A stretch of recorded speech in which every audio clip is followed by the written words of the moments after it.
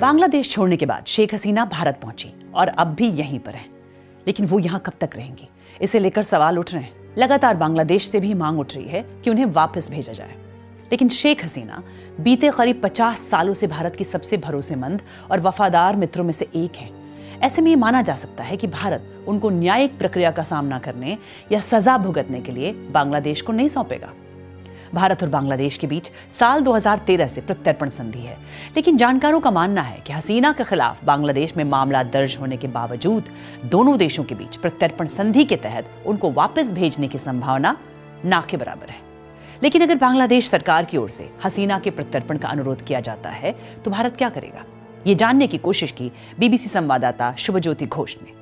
हाल ही में भारतीय विदेश मंत्रालय के प्रवक्ता रणधीर जायसवाल ने कहा था, अगर प्रत्यर्पण की बात करें तो वो पूरी तरह से काल्पनिक यानी हाइपोथेटिकल सवाल है।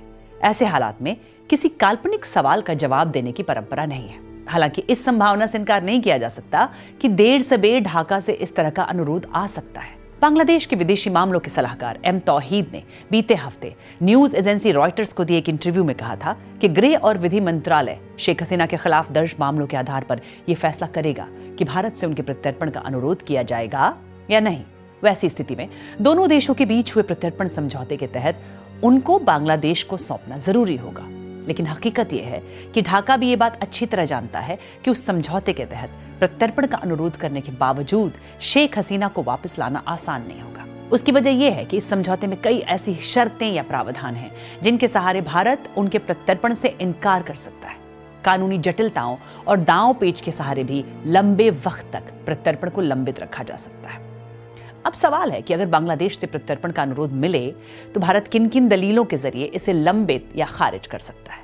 बांग्लादेश और भारत के बीच साल 2013 में हुए प्रत्यर्पण समझौते की एक अहम धारा में कहा गया है कि प्रत्यर्पित किए जाने वाले शख्स के खिलाफ लगाए गए आरोप अगर राजनीतिक प्रकृति के हों तो अनुरोध खारिज किया जा सकता है। यानी अगर कोई अपराध राजनीति से जुड़ा है तो ऐसे मामलों में प्रत्यर्पण से इनकार किया जा सकता है। लेकिन किस अपराध को राजनीतिक नहीं कहा जाएगा, इसकी सूची भी लंबी है।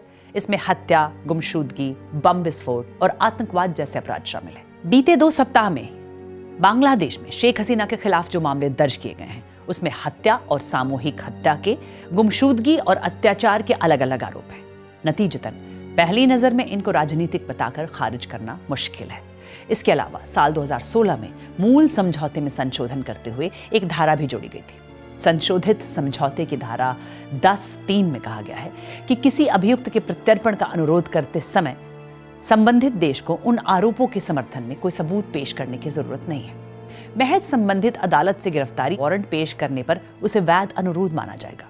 इसका मतलब है बांग्लादेश में शेख हसीना के खिलाफ मामलों में से किसी में अदालत अगर गिरफ्तारी का वारंट जारी करती है तो बांग्लादेश सरकार उसके आधार पर ही भारत से उनके प्रत्यर्पण का अनुरोध कर सकती है। लेकिन इसके बावजूद समझौते में कई ऐसी धाराएं भी हैं जिनकी सहायता से संबंधित देश को प्रत्यर्पण का अनुरोध खारिज करने का अधिकार है।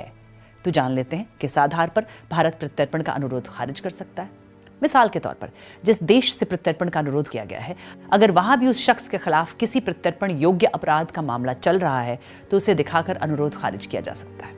हालांकि शेख हसीना के मामले में ये लागू नहीं होता और इसकी वजह यह है कि भारत में उनके खिलाफ ना तो कोई मामला चल रहा है, ना ही भविष्य में इसकी कोई संभावना है। एक अन्य धारा के तहत अगर संबंधित देश को लगता है कि किसी के खिलाफ तमाम आरोप महज न्यायिक प्रक्रिया के हित में और सद्भावना के तहत नहीं लगाया गया है, उस हालत में उसे प्रत्यर्पण का अनुरोध खारिज करने का अधिकार है। अगर ऐसे तमाम आरोप सामाजिक अपराध से संबंधित हैं तो फौजदारी कानून के दायरे में वो नहीं आते और उस स्थिति में भी अनुरोध को खारिज किया जा सकता है। खारिज करने के अलावा इसे लंबित भी किया जा सकता है। जानकार मानते हैं कि अगर सच में भारत को शेख हसीना को प्रत्यर्पित करने का कोई अनुरोध मिलता है तो दिल्ली तुरंत खारिज करने की बजाय उसे लंबे वक्त तक लंबित भी रख सकता है।